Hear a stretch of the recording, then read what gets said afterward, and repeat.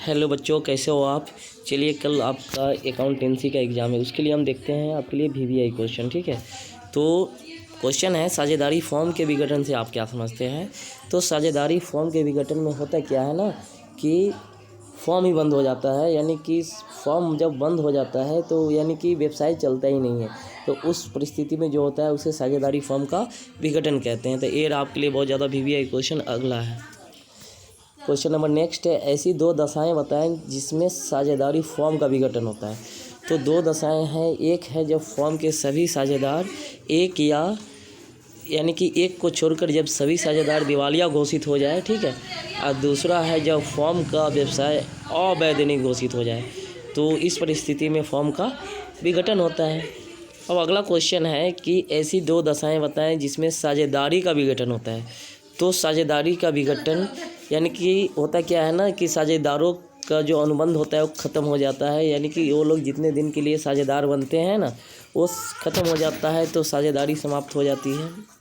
ठीक है, या तो फिर कोई साझेदार अवकाश ग्रहण कर ले। ठीक है, तो यानी कि इसके बहुत सारे कंडीशन आते हैं ना कि साझेदार की मृत्यु हो जाए, बहुत सारे कंडीशन आते हैं जिसमें साझेदारी का विघटन होता है।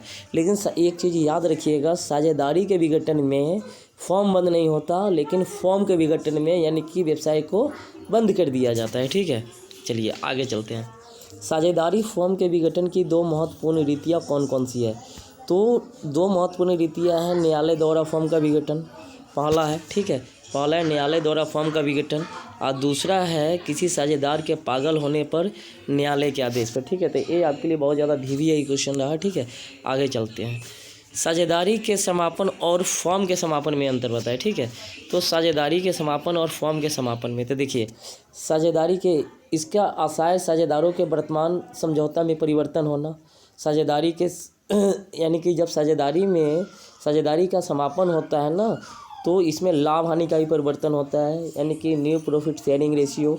ठीक है, और फॉर्म का समापन होता है तो सभी साझेदार के बीच साझेदारी समाप्त हो जाता है, यानी कि फॉर्म ही बंद हो जाएगा। ठीक है, व्यवसाय चालू। तो याद रखिएगा, साझेदारी के समापन में इस परिस्थिति में ठीक है व्यवसाय चालू होता है जब साझेदारी की समाप्ति होती है, लेकिन फॉर्म की समापन में व्यवसाय को बंद कर दिया जाता है और सारी संपत्ति बेच ली जाती है। अब इसमें 3 नंबर तो नहीं दिया है, लेकिन मैं बता दे रहा हूँ इसमें कौन कौन से खाते बनाए जाते हैं। तो याद रखिएगा, साझेदारी के समापन में रिवैल्यूएशन अकाउंट यानी कि पुनः मूल्यांकन खाता बनाए जाते हैं, जबकि फॉर्म के विघटन में रियलाइजेशन अकाउंट बनाए जाते हैं। ठीक है, चलिए अगला क्वेश्चन है, फॉर्म के समापन की दशा में संपत्तियों से विक्रय की राशि की है ना सर्वप्रथम किसे भुगतान किया जाता है। तो सर्वप्रथम हम किसको चुकाएंगे, तो भैया तीसरे यानी कि ऋणी को भुगतान करेंगे जो मेरे ऊपर लोन है। ठीक है, चलिए अब आ गया क्वेश्चन, वसूली खाता क्या है। तो वसूली खाता फॉर्म के विघटन होने पर संपत्तियों से वसूल और दायित्वों के भुगतान के तौर पर होने वाले लाभ हानि को ज्ञात करने के लिए जो बनाया जाता है उसे वसूली खाता कहते हैं। यानी कि जब फॉर्म का विघटन होता है ना, जब फॉर्म को बंद कर दिया जाता है उस परिस्थिति में हम वसूली खाता बनाते हैं। ठीक है, तो उसके बाद है ना फॉर्म के विघटन की दशा में, अब ये क्वेश्चन को देखते हैं ना कि फॉर्म के विघटन की दशा में स्थिति विवरण में प्रदर्शित संपत्ति रोकड़ और बैंक से छोड़कर कहाँ हस्तांतरित किया जाता है। तो डेबिट पक्ष में वसूली खाता के। ठीक है, चलिए अगला क्वेश्चन है, पुनः मूल्यांकन खाता और वसूली खाता में अंतर बताएं। ठीक है, तो पुनः मूल्यांकन खाता वसूली खाता में निम्नलिखित अंतर है। सबसे पहले आपको हमने बता दिया कि इसके बनाने का समय क्या होता है, इससे पहले ही आपको हमने बताए थे। इसके बनाने का समय होता है जब नए साझेदार के प्रवेश हो, अवकाश ग्रहण हो या नए साझेदार की मृत्यु हो, तब हम पुनः मूल्यांकन खाता यानी कि रिवैल्यूएशन अकाउंट बनाते हैं। ठीक है, वसूली खाता फॉर्म के विघटन यानी कि बंद होने पर बनाते हैं। ठीक है, उद्देश्य, इसका उद्देश्य संपत्तियों और दायित्वों के पुनः मूल्यांकन पर लाभ या हानि को ज्ञात करना होता है। ठीक है, ये पुनः मूल्यांकन का उद्देश्य हो गया। ठीक है, वसूली खाता का जो उद्देश्य होता है, इसका उद्देश्य है संपत्तियों के बिक्री और दायित्वों के भुगतान, यानी कि संपत्ति बेच देंगे या जो मेरे ऊपर कर्ज है उसको हम चुका देंगे। ठीक है, चलिए आगे चलते हैं। फॉर्म के विघटन पर किसी साझेदार द्वारा वसूली व्यय का भुगतान करने पर कौन सी प्रविष्टियाँ होती है। तो realization account to partners capital account. ठीक है, बात समझे कि नहीं। जो करेगा उसका नाम लिख देंगे। वसूली खाते बनाने के 2 उद्देश्य बताएं। तो वसूली खाता बनाने के 2 उद्देश्य हैं। पहला है संपत्तियों और दायित्वों के खातों को बंद कर दिया जाता है, ठीक है। और 2 में संपत्तियों के वसूली और दायित्वों के भुगतान पर लाभ हो या हानि इसकी जानकारी प्राप्त हमें हो जाती है, ठीक है। अगला है फॉर्म के विघटन की दशा में कैश इन हैंड को कहाँ लिखा जाता है। तो रोकड़ खाते के डेबिट पक्ष में इसको लिखा जाता है। कहाँ लिखा जाता है? तो रोकड़ खाते के डेबिट पक्ष में, ठीक है। अच्छा ठीक है, ये तो हम पढ़ चुके हैं ना। चलिए आगे हम चलते हैं, कुछ वीवीआई क्वेश्चन देखते हैं। फॉर्म के विघटन के क्या तरीके हैं, ठीक है। तो ये बहुत ज़्यादा आपके लिए वीवीआई क्वेश्चन हुआ। ये क्वेश्चन आपके लिए लॉन्ग टाइप भी आ सकता है, ठीक है। तो इस समझौते के द्वारा विघटन हो सकता है, यानी कि 2 जो साझेदार है, ए है, ठीक है, एंड बी है, तो ए समझौता करके विघटन कर सकता है, ठीक है। 2 में अनिवार्य विघटन भी हो सकता है, किसी घटना के घटित होने पर भी विघटन हो सकता है। चौथा है सूचना द्वारा विघटन हो सकता है। तो देख लीजिए सबकी धारा लगाई हुई है, ठीक है। और अगला है न्यायालय द्वारा फॉर्म का विघटन हो सकता है, ठीक है। तो ये चीज़ याद रखिएगा, पहले ही बोल दिए हैं कि एग्ज़ाम की दृष्टि से बहुत ज़्यादा वीवीआई क्वेश्चन है और इसे ऑब्जेक्टिव भी आपका आएगा, ठीक है। चलिए सूचना द्वारा फॉर्म के विघटन से आप क्या समझते हैं। तो चलिए इसको थोड़ा पढ़ते हैं, बहुत इंटरेस्टिंग टॉपिक है। भारतीय साझेदारी अधिनियम 1932 की धारा 43 के अनुसार, ठीक है, देखिए है ना, सूचना द्वारा विघटन स्वैच्छिक साझेदारी की स्थिति में अगर एक साझेदार अन्य साझेदार को लिखित सूचना देकर फॉर्म में विघटन की इच्छा व्यक्त करता है तो विघटन को सूचना द्वारा विघटन कहते हैं, यानी कि सूचना द्वारा विघटन कहते हैं, ठीक है।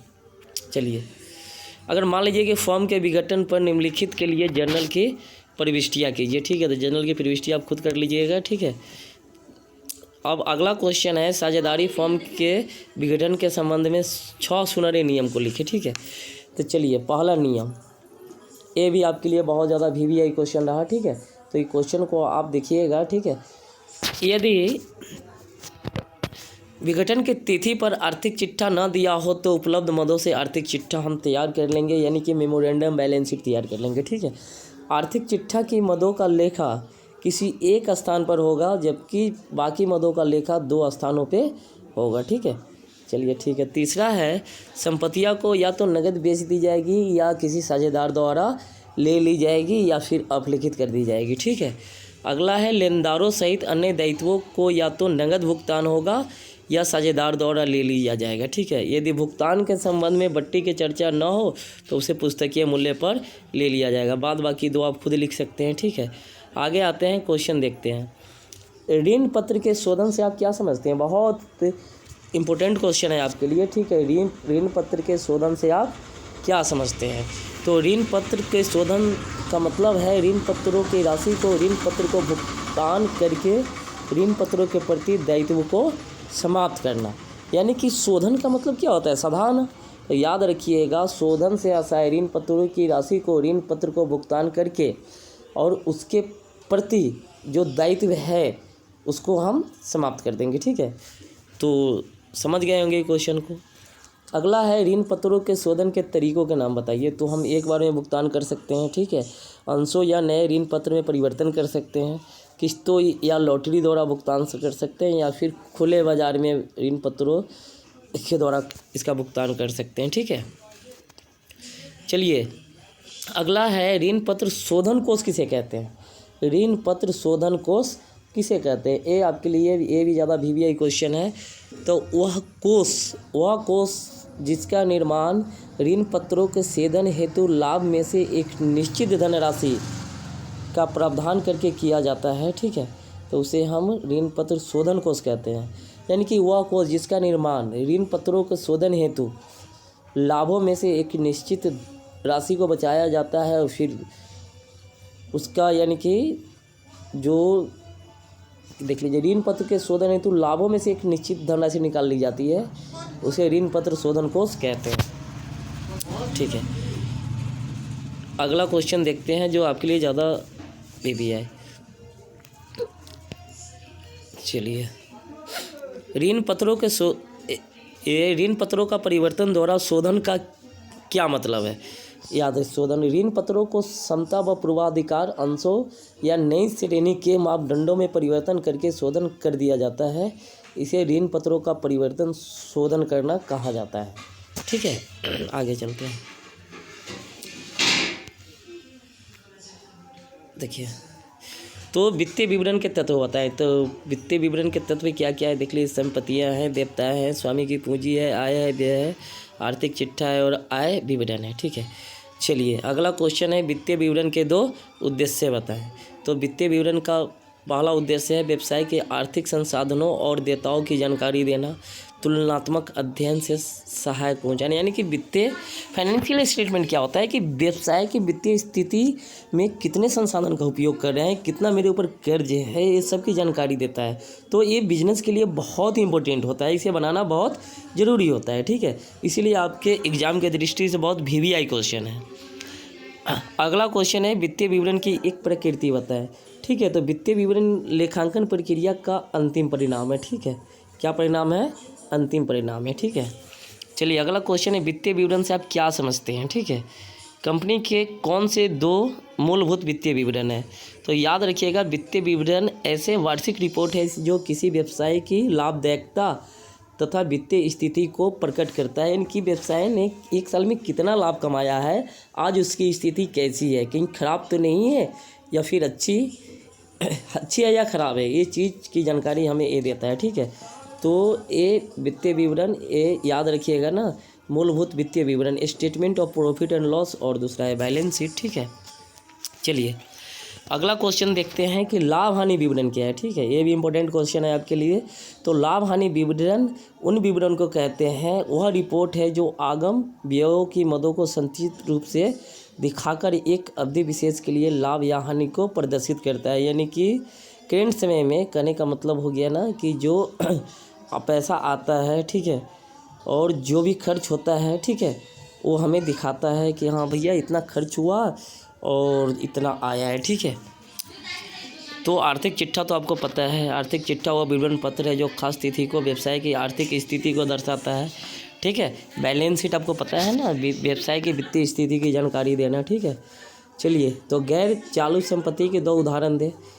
तो गैर चालू संपत्ति कौन कौन है?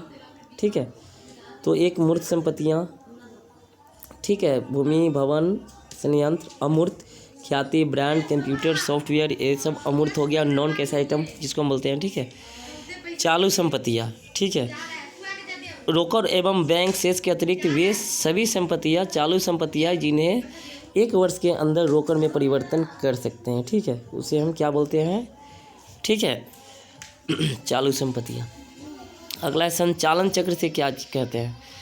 यानी कि संचालन चक्र वह समय विधि होती है ना जो 1 साल में जो हम व्यवसाय को चलाते हैं उसकी स्थिति बताती है, उसे हम क्या कहते हैं? संचालन चक्र। ठीक है, चलिए आगे चलते हैं। अगला है अंत एक क्वेश्चन,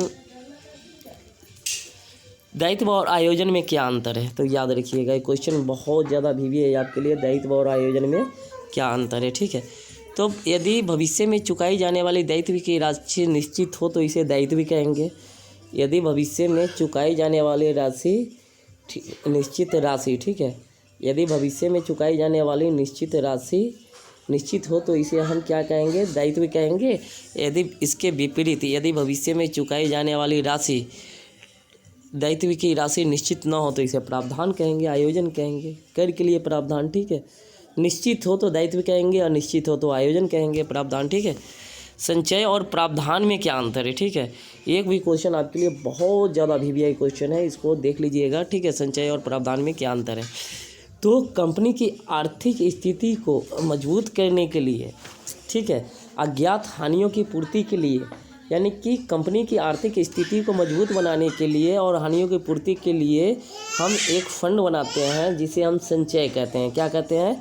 संचय कहते हैं। जबकि भविष्य में अनिश्चितता और दायित्वों को चुकाने के लिए, भविष्य में चुकाने के लिए जो हम बनाते हैं उसे हम क्या कहते हैं? प्रावधान कहते हैं। ठीक है, अगला क्वेश्चन है अनुपात विश्लेषण क्या है? ठीक है, तो ये भी क्वेश्चन आपके लिए बहुत ज़्यादा इंपॉर्टेंट है। अनुपात विश्लेषण, अनुपात विश्लेषण व्यवसाय में विभिन्न वित्तीय घटकों के बीच संबंध को दर्शाता है। ठीक है, ठीक, अगला क्वेश्चन है अनुपात विश्लेषण के 2 उदाहरण दीजिए। तो व्यवसाय की शोधन क्षमता का मूल्यांकन करता है, ठीक है। पहला व्यवसाय की शोधन क्षमता का मूल्यांकन करता है।